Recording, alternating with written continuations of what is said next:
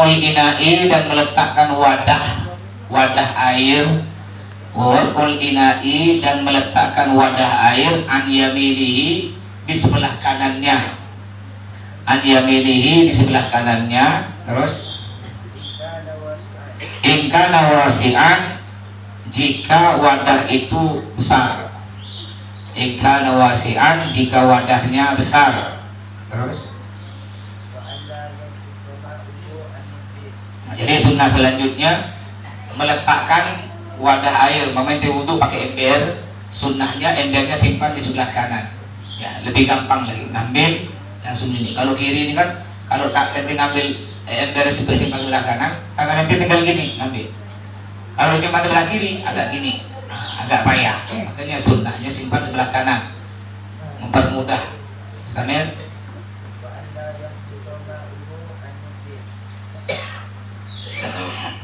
wala yang kusor dan tidak boleh kurang, sunnahnya nih. Wala yang kusor dan tidak boleh kurang ma'uhu air wudhunya, ma'uhu air wudhunya an muddin dari 1 mud. An muddin dari 1 mud. 1 mud itu 6 on. 6 on kurang lebih 1 mangkok lah, 1 mangkok bakso. Jadi Nabi Muhammad kalau wudhunya 1 mangkok bakso cukup. Ya. Kenapa cukup kata Mas Khalid? Karena kulit Nabi Muhammad kulitnya halus.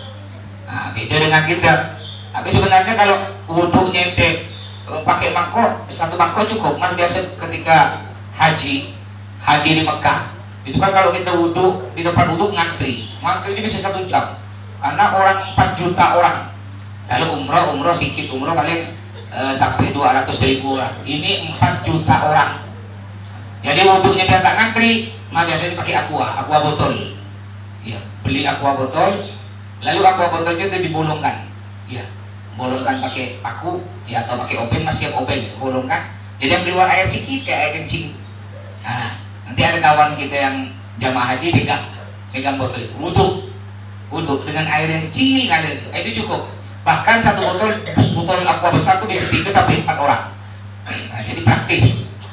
Karena kalau kita di Mekah, nanti berangkat dari hotelnya kalau bulan haji itu jauh-jauh. Yang emas haji pertama tahun 2008 dulu, lewat Yaman 2 hari 2 malam, pakai bis dengan Habib Toha rombongan. Itu hotelnya dekat. Ini hotel emas, Ka'bah itu di Gertak 1, itu dekat. Tapi Mas yang haji kedua kali tahun 2018 dengan Misulan, ini hotelnya Ka'bah tuh di jembatan tol. Jauhnya. Jadi ada bis disiapkan. Cuma kalau kita pakai bis ngantri, lebih cepat jalan kaki dari sini ke jembatan tol paling setengah jam. Kalau pakai bis bisa 1 jam. Karena bisnya ngantri berebut. Nah, jadi kalau kita berangkat dari hotel, kita udah wudhu di hotel, lalu nyampe masjid, nah kita udah dapat tempat. Kalau ingin dapat tempat di dalam masjid, ya di dalam masjid yang ada Ka'bahnya itu kita harus berangkat 2 jam sebelum adzan baru bisa dapat di dalam. Tapi kalau dia berangkat dari hotel 1 jam sebelum adzan, dah tak muat. Ya, diamnya di luar. Nah, jadi kalau kita udah nyampe di masjid lalu batal wudhu. Nah, kalau cuma wudhu masih gampang. Ya, di masjid ada tempat wudhu, di dalam masjid pakai tempat air minum tuh, air minum dijadikan wudhu di situ. Nah, diperbolehkan oleh keamanan situ, oleh polisi. Cuma ngantri panjang. Nah, kalau kita mau kencing, itu harus ke WC. WC-nya di Mekah itu di dalam tanah. Nah, ini halaman. Nah, kita turun ke bawah, pakai lift, pakai tangga eskalator. Nah, turun ke bawah sampai 3 tingkat ke bawah. WC di dalam tanah. Ya, itu WC sampai satu tempat WC sampai 500 WC. Di sebelah sana ada lagi di bawah tanah. Ini pertama kita turun WC, tidak muat turun lagi ke bawah, tidak muat turun lagi ke bawah. Jadi dalam WC itu mungkin tingginya dari sini ke bangunan lantai 4 di bawah tanah. Ya, canggih, bahkan parkir mobilnya di bawah tanah juga. Jadi ini turun tangga WC, nanti WC samping sana parkir mobil, turun lagi WC samping sana di bawah lagi WC parkir mobil. Ini canggih. Kalau di Indonesia kan parkirnya mall di atas. Ya tingkat 1, tingkat 2. Kalau di Mekah di bawah tanah. Dan di bawah tanah tuh ada toko. Iya. Ada warung. Dia mau beli apa di pasar situ, di bawah tanah, pasar gitu bawah tanah. Negaranya negara kaya, ngerti? Di Mekah nih, di Mekah pengangguran digaji. Yang nganggur tidak punya kerja itu gaji di 1.000 riyal, 4 juta. Sama dengan gaji bapak ente kerja bangunan sebulan. Jadi jangan santai-santai dapat 4 juta. Enak kan di Mekah. Jadi orang Mekah, orangnya tapi asli Mekah, bukan TKI, bukan bapak ente kerja ke Mekah. Ya kalau nganggur nggak dapat apa-apa. Kalau orang asli Mekah digaji 1 bulan 1.000 riyal, 4 juta yang nganggur. Dan semua penduduk Mekah yang asli Mekah sekolahnya gratis, mau S3 gratis. S3, S-tungtung, S-teler semuanya gratis. Ya. Rumah sakitnya gratis, dan rumah sakitnya yang mahal-mahal. Gratis semuanya. Listrik gratis, air leden gratis. Jadi 4 juta itu bersih. Ini kalau di Mekah. Indonesia mau ikut-ikut. Mau ikut-ikut, ada kartu macam-macam. Ada kartu miskin, ada kartu pengangguran. Mau ikut-ikut. Utangnya ribuan triliun, mau ikut-ikut gratis yang nganggur. Ini yang kerja bingung. Bapak itu yang kerja kadang gajinya cuma 1,5 juta. Banyak yang S1 nganggur. Ya, yang kerja bingung. Gak karena gaji sedikit. Ini yang nganggur mau digaji Indonesia. Nggak bisa ikut Indonesia. Dan di sana nggak ada pengemis. Pengemis ada di Mekah, cuma bukan orang Arab asli, orang dari luar, orang negro-negro. Ya, masih keluarga besarnya Hanafi. Ini Indo pula dia. Ya. Ini Mekah tuh negara kaya. Jadi kalau mau makan ke warung jangan bawa 10.000.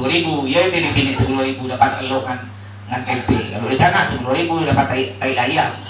Ya, pergedel tai ayam. Sekali makan nanti siap duit sana 50.000. Nanti sekali makan. Jadi bisa wudhu kalau kita mau ikut Nabi, kita boleh praktek. Kalau dapat ilmu sekali-kali, kita boleh ikut, boleh praktek. Ya, ngambil botol aqua kecil, sangat cukup, bahkan lebih bisa untuk diminum. Bolongkan sedikit, pakai paku sedikit ya.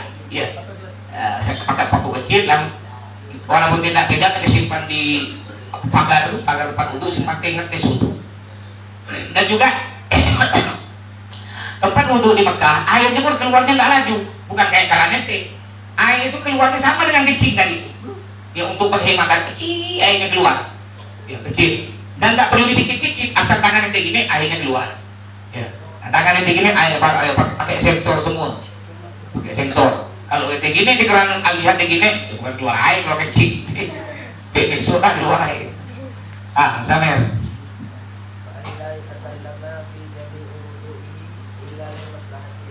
Wala yatakallama, dan tidak boleh berbicara.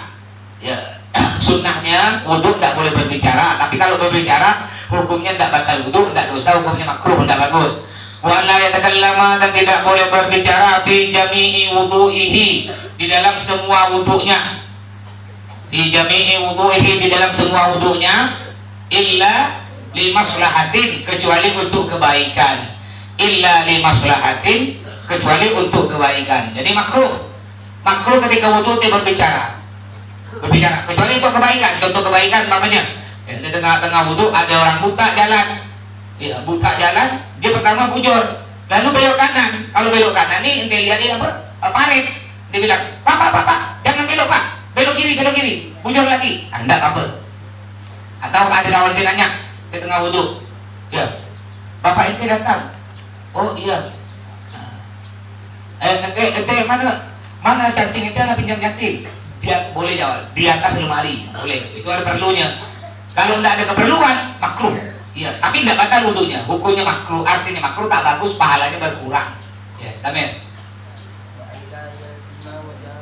Wala yaltima wajhahu, terus wala yaltima, dan tidak boleh menamparkan, wajhahu, wajahnya. Wala yaltima, dan tidak boleh menamparkan wajhahu, wajahnya, bilma'i, dengan air. Jadi cara wudhu tuh, wudhu kalau dipakai keran, pakai tangan, pelan-pelan gini, bukan airnya langsung ke tos gitu, tampar, itu makruh hukumnya. Jadi caranya pelan-pelan. Nih contohnya, air, ambil air langsung pelan gitu, bukan Puas ya. Ini makruh, tapi tidak batal. Hukum makruh artinya makruh tidak bagus. Samir. Samir.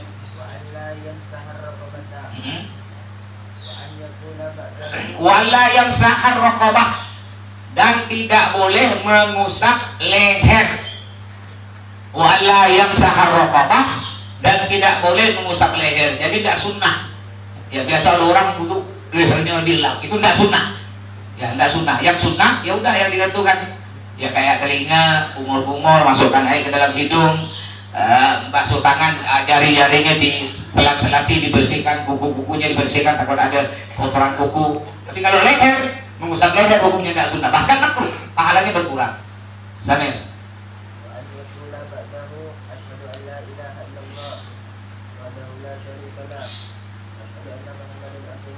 Wa yaqula, dan hendaknya dia berkata, membaca, wa la yaqula, dan hendaknya dia berkata atau membaca ba'dahu, setelah wudu, doa wudu, asyhadu an la ilaha illallah wahdahu la syarikalah wa asyhadu anna sayyidina Muhammadan abduhu rasuluh. Allahumma ij'alni minat tawwabin waj'alni minal mutatahhirin waj'alni min ibadikas shalihin. Baca semua.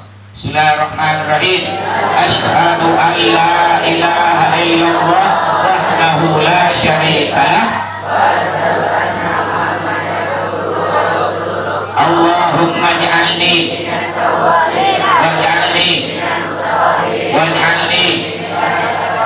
Nah, itu doa setelah wudu, dan sunnahnya ada dua doa disunnahkan kita ngangkat tangan setinggi-tingginya. Begini. Jadi Nabi Muhammad di dua doa tersebut mengangkat tangan setinggi-tingginya sampai diriwayatkan sahabat melihat nampak melihat kulit ketiak Nabi itu putih. Ya, putihnya kulit ketiak Nabi. Sunnah ngangkat tangan. Pertama doa apa? Pertama doa ketika di Padang Arafah. Padang Arafah tanggal 9 Dzulhijjah haji, itu sunnah banget. Jadi Nabi Muhammad ketika di Padang Arafah beliau mengangkat tangan berdoa lama. Ya, dari siang sampai sore, enggak turun-turun tangannya. Dan ketika mas haji ada beberapa orang mas melihat itu. Dari habis zuhur ngangkat tangan sampai sore, enggak turun-turun sampai asar. Pertama melihat 1 jam kan, dari jam 12 sampai jam 1 masih tak turun tangannya. Akhirnya masuk ke tenda mas, keluar pas jam 2 masih gak angkat tangan orang ini. Masya Allah, dia betul-betul ngamalkan sunnah Nabi. Padahal panas di Padang Arafah nih, kalau musim haji panasnya sampai 55 derajat Celcius. Di Indonesia ini baru 36. 36 derajat, panas nanti. Panas. Ini 55, hampir 2 kali lipat Indonesia. Sangat panas sekali. Bahkan saking panasnya kalau musim haji, siang-siang jalan di jalan depan nih, jalan aspal atau semen, dari sini ke rumah mas tak akan kuat ini. Meluncat-luncat kayak jalan di atas kuali panas. Ini beliau ini masya Allah, nggak pakai baju. Ya, kan kalau orang haji pakai baju yang kita pernah lihat, pakai putih nampak ini dulu, nggak pakai itu. Nggak boleh tutup kepala, nggak boleh. Begini kan. Dan rata-rata yang kuat tuh orang hitam, orang-orang negro, orang Mesir. Ya kalau orang Indonesia mas belum pernah ketemu orang Indonesia. Orang Indonesia pertama ya gayu, nampakkan keteknya hitam lagi. Sebentar ya, enggak apa-apa sebentar. Yang penting mengikuti sunnah Nabi. Jadi sunnah mengangkat tangan setinggi-tingginya pertama ketika doa di Padang Arafah. Yang kedua, sunnah mengangkat tangan setinggi-tingginya yaitu doa setelah wudu. Setelah wudu setinggi-tingginya. Jadi ketika ada kiblat setelah wudu langsung angkat tangan. Ya tinggi-tinggi. Sambil baca, nyari enggak? Asyhadu an la ilaha illallah wahdahu la syarikalah wa asyhadu anna sayyidina Muhammadan abduhu wa rasuluh. Allahumma ij'alni minat tawwabin waj'alni minal mutatahhirin waj'alni min ibadikas shalihin. Praktekkan enggak ente? Ya. Karena ada hadis Nabi mengatakan man amila bima alima allamallah ilma ma lam ya'lam. Al-hadits kama. Yang artinya man amila bima alima, barang siapa mengamalkan ilmu yang telah dia ketahui. Tadi kan dia sudah tahu nak mas, suruh angkat tangan setinggi-tinggi, lalu dia amalkan. Apa kata Nabi Muhammad? 'allamallah ilma ma lam ya'lam, maka Allah akan beri ilmu dia tanpa belajar, yaitu ilmu laduni. Nah, kalau tinggal amalkan, makanya ketika dia dapat ilmu langsung amalkan, walaupun seumur hidup sekali, tapi kalau bisa terus sampai mati dia amalkan. Nah, selain doa tersebut, kayak doa setelah sholat, ya tidak disunahkan ngangkat setinggi-tingginya, ngangkat biasa aja gini, ya ngangkat biasa gini. Nah, jangan kayak orang-orang muda, ya kadang-kadang dia doanya gini nih. Amin. Ini apa doa gini? Ya, doa nih model gini, nih lihat gini, angkat gini, atau begini, ya. Ya sunnahnya kedua sikunya diangkat, bukan begini. Ini kadang-kadang doanya gini nih, ya. Sikunya di, amin. Ini tandanya orang malas. Ada lagi dua-duanya, udahlah sikunya ke bawah, telapaknya pun ke bawah gini. Amin. Bukan amin. Bukan amin, angin gitu ya. Dapat angin kau. Ya. Jadi angkat. Jadi Allah ini ketika kita berdoa kan minta. Jadi kan biar Allah cepat memberi, kita betul-betul menerima. Kayak gini. Ente mau diberi duit kena emas mamanya. Beri duit 100.000. Ya. Mau beri gini. Ente tangan gini. Jadi tangannya gini, enggak begini. Gimana ya kira-kira yang beri? Yang beri, semangat enggak mau beri? Enggak semangat. Kalau ente yang mau beri semangat, ente angkat tangannya. Ya, begini. Bukan ente diam. Ya. Nih Pak, duit Pak. Ngem.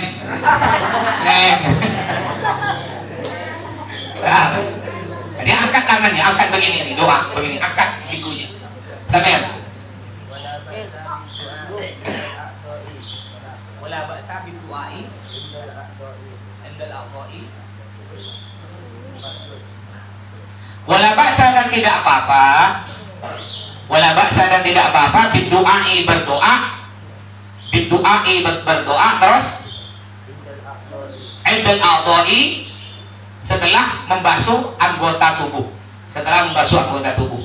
Ya, maksudnya boleh doa ketika belum selesai wudhu, nanti mau baca doa dulu juga boleh. Tapi yang bagus selesaikan wudhunya semua, baru nanti baca doa menghadap kiblat.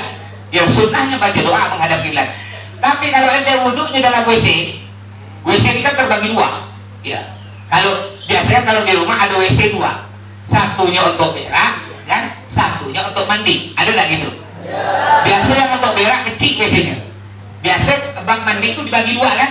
Bagi dua. Nah, bak mandinya satu, tapi dibagi dua. Separuh untuk berak, separuh untuk mandi. Nah, itu kalau ente wudhunya di tempat berak, ya jangan ente nyari-nyari baca doa niat wudhu. Kenapa enggak boleh nyari-nyari? Karena adalah tunjangan dalam Allah. Nawaitul wudu'a ya rabbil asghari fardhon lillahi. Tak boleh, haram nyebut nama Allah di tempat-tempat najis kayak gitu. Kecuali kalau ente wudhunya bukan di tempat berak, hanya tempat mandi, itu diperbolehkan. Jadi ente kan ente wudhu di tempat, jangan di tempat beraknya. Setelah wudhu, pertama ketika dia tidak usah baca nyari-nyari, baca dalam hati. Yang kedua, selesai wudhu yang ada tempat berak, ente jangan doa di situ, keluar dulu dari kamar mandi, baru ente doa di depan kamar mandi.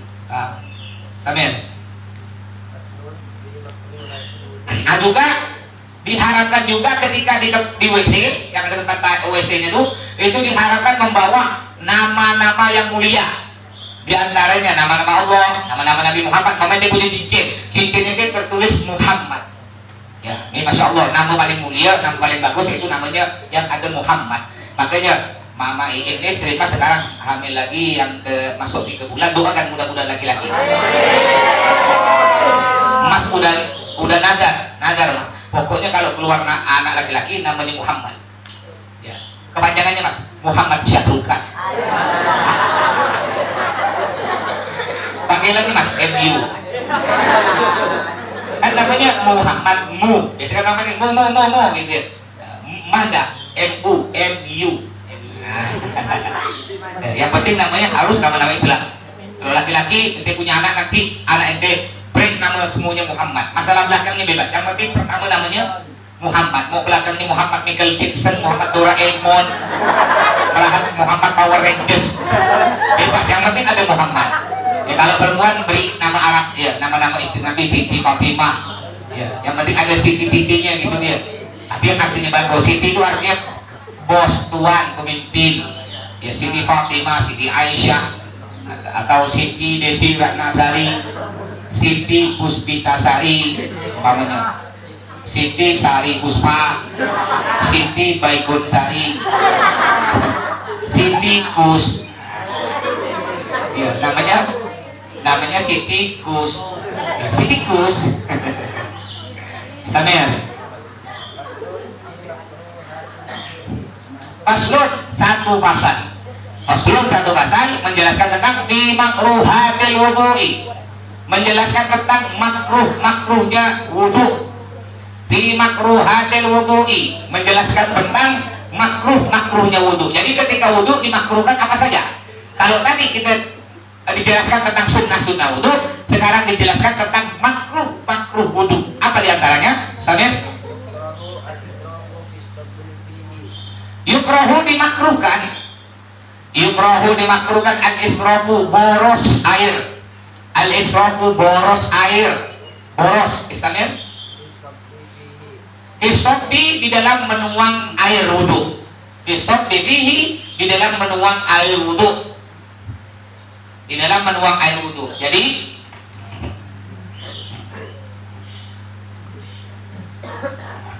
makruh kita boros air. Bahkan Anda walaupun kita wudhu di tengah lautan, nanti wudhu di tengah lautan airnya sangat banyak, makruh boros. Jangan dia mentang-mentang, oh nanti wudhu di tengah lautan lalu teh ngambil kantin, ya pakai kantin langsung sebanyak banyaknya, makruh. Atau dia wudhu di keran air itu laju, jangan dia selaju-lajunya. Dianjurkan, disunnahkan ente jangan boros, kecil ya air itu, mau laju susun laju, ente buka kecil, ya kecil, biar gak terlalu laju. Kenapa? Biarlah boros. Ya ini makruh. Dan boros ini makruh bukan cuma di air, di semuanya boros. Ya, sekarang ini banyak orang-orang boros. Di antaranya mungkin orang tua ente. Kadang-kadang mah lihat mak ente, Allah, pakaiannya masya Allah, Sakrini kalah kayak artis. Pakai jambul katulistiwa, udah pakai jilbab, pakai apa itu kayak emas rantai-rantai melekat ke hidungnya, sini itu kayak sapi. Ya, ada gak wali murid kakinya diberi apa gelang? Oh, mas kalau ngelihat kayak pas kayak sapi kan ada gelangnya tuh. Ada wali murid hidungnya didinding. Ya ada. Yang banyak tuh pakai sendal 2 kilan tingginya, pakai kacamata besar. Asli pakai tas lagi. Kalau orang kaya ya. Terus melempar pari Pak Edi. Geli masih lihat Pak Edi.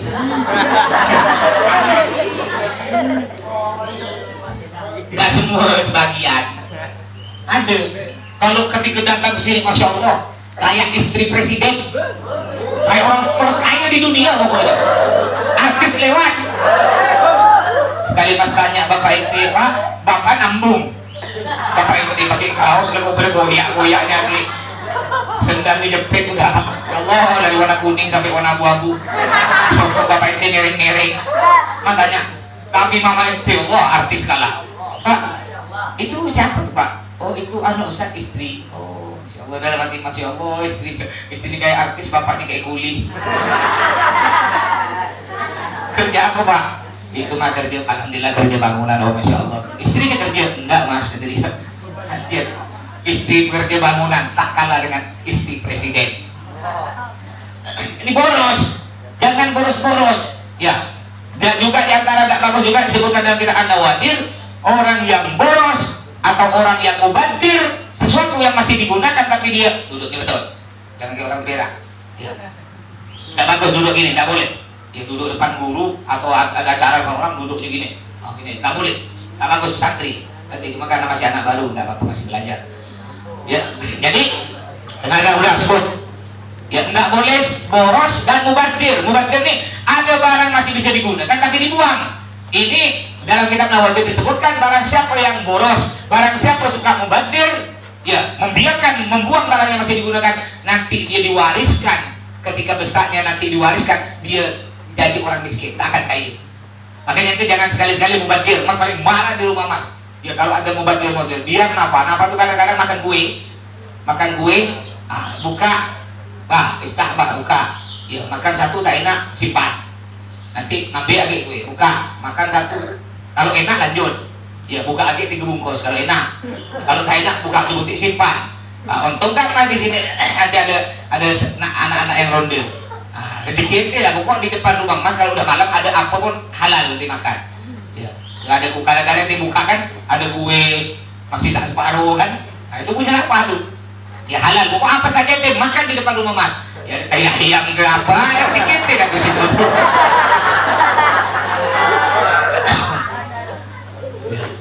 Makanya anak santri yang Haris yang ronde malam ini suka ya. Nah, karena mas kalau di rumah kalau udah malam jam 11 ya udah makan semua, sisa apapun tidak boleh ada sisa, keluarkan semuanya, berikan ke anak santri yang ronde, rezeki. Nah, kayak 2 malam lalu banyak ya, 2 malam lalu apa 3 malam lalu Hafid yang ronde 2 malam lalu gitu. Waktu rezeki dia banyak, ayam goreng 1 piring ya. Ayam goreng 1 piring berikan ke Hafid. Itu kawannya belum datang asli ya, tak noleh. Kalau nasi itu 1 bukan makin tip dari jendela sekali sedot habis. Udah habis tuh bukan langsung masih nulis gitu. Cari gambar nulis mungkin ada keluar lagi deh apa. Ya, jadi hati jangan boros. Contoh boros itu mama anda makan nasi, ya makan nasi. Jadi anda kan ente udah kenyang, nasi ente dijatah ente banyak, dah sebut. Nasi ente jatahnya penuh, ente kenyang, ente tahu, anda tidak mungkin nghabiskan nasi. Separuhnya ente berikan ke kawan ente atau ente balikkan ke tempat nasi. Jangan dibiarkan. Kalau ente makan separuhnya enggak ente makan, ente buang. Nah ini hati-hati. Nanti ente diwariskan jadi orang miskin, akan jadi orang kaya. Sulit ekonomi ente. Tapi sebaliknya kalau ente enggak boros-boros, insya Allah. Ya, di rumah paling marah. Kalau masalah boros-boros marah mas. Contoh lampu kalau udah siang belum dimatikan, dimarahkan mas semua. Atau air ledeng, hidupkan air ledeng. Tapi enggak dimatikan sampai jatuh mas paling marah mas. Bukan masih enggak, karena dalam kitab disebutkan ya jangan boros. Makanya santri termasuk di boros juga, mau ada lampu hidup kipas hidup enggak ada orang pakai, nanti biarkan, biar ya lah. Hati-hati ente diwariskan, ente tidak akan jadi orang kaya, melarat hidup ente. Makanya ketika ente ada sesuatu yang mau banjir di pondok, ente bantu pondok tanpa suruh. Bapak ente jalan mau ke jeting kamar mandi, lalu ente noleh ke musola, ada lampu satu masih hidup, kipas masih hidup, cepat ente masuk, matikan. Ente bantu pondok, insya Allah nanti ente balik ekonomi ente akan lancar. Ini disebutkan dalam kitab An-Nawadir. Ya, kitab An-Nawadir. Istanir.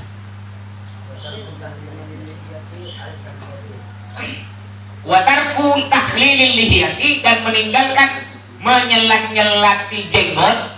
Wa tarku takhlilil lihiyati. Takhlil pakai kha. Tahlil bukan pakai ha. Kalau pakai ha tahlil baca la ilaha illallah itu tahlil pakai ha. Kalau pakai ha tahlil artinya wa tarku takhlilil lihiyati, dan meninggalkan menyelat-nyelati jenggot al-kattati yang tebal.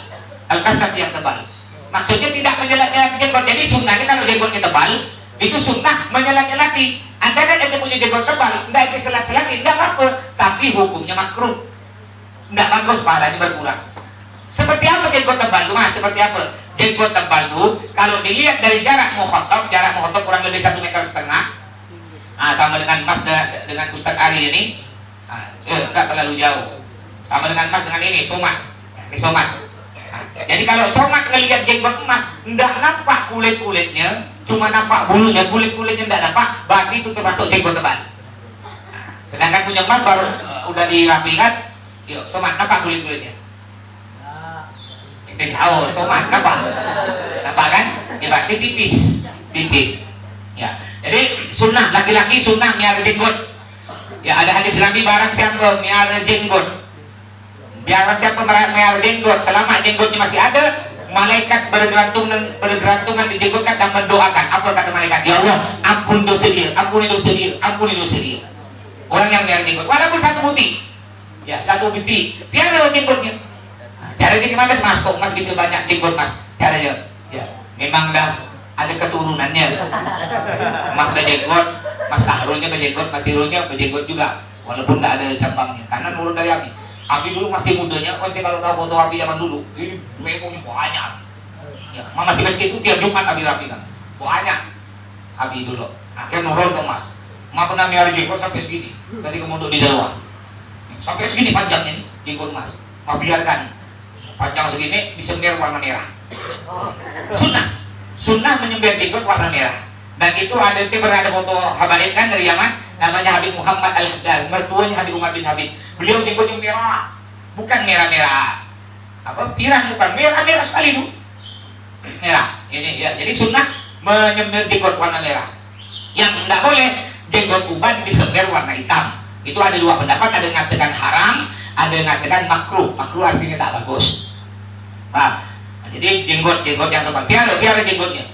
Bayangkan kalau kita punya jenggot, walaupun nanti tidak sholat tahajud, ya cukup biar jenggotnya nih, udah juga kan oleh malaikat. Ya Allah, ampuni dosa dia, sampai jenggotnya dibuang. Makanya jangan buang jenggot. Sebaliknya, ya kalau perempuan tak sampai jenggot dan tak ada jenggot perempuan.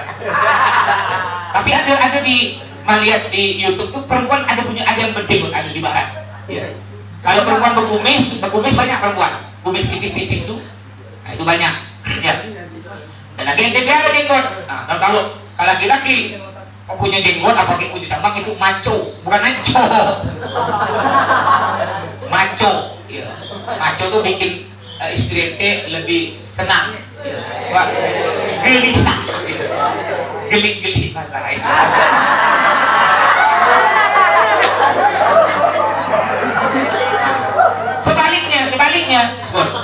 Sebaliknya makruh miara jenggot bawah. Nah, laki-laki perempuan dengarkan, makruh memelihara bulu kemaluan.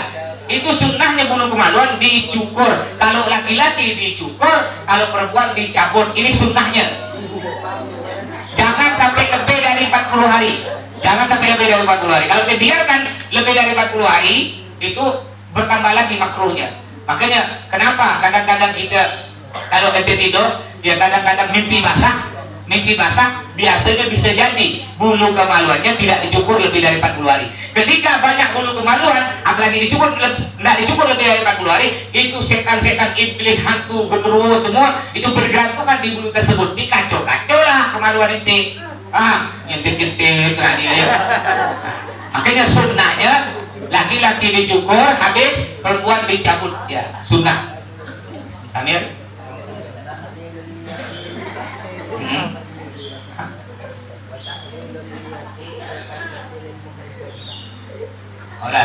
Subhanakallahumma wa bihamdika asyhadu an la ilaha illa anta astaghfiruka wa atubu ilaik.